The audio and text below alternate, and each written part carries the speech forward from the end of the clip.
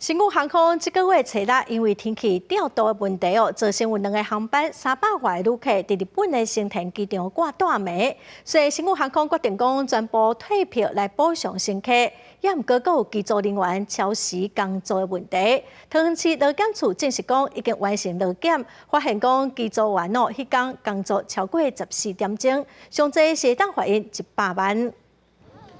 新武航空5月初六伫日本成田机场，因为调度甲天气等等的关系，致使有2个航班300外的旅客调伫机场。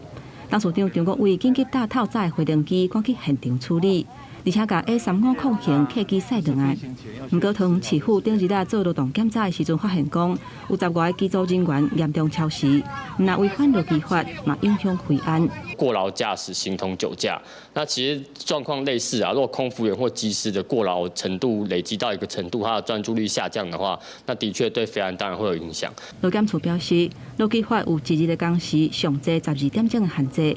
经过调查，新武航空5月初六 JX802、803的机组人员，迄天的工时超过14点钟，会当业者回应说明。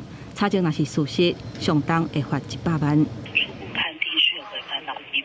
后续会函请陈述意见，对，那有可能裁罚的金额会是就是2万到100万之间。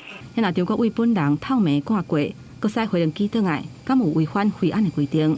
民航局表示，也会查证敢是有疲劳的风险，因为照规定，机组飞行进前爱休困10点钟。若桃园市空服员职业工会呼吁各航空公司，机组人员一天来回同价的航班，本来就有较大超时的风险。 应该要让机组人员伫当地带暝，互因好好休困，才会当确保飞安甲服务的品质。记者综合报道。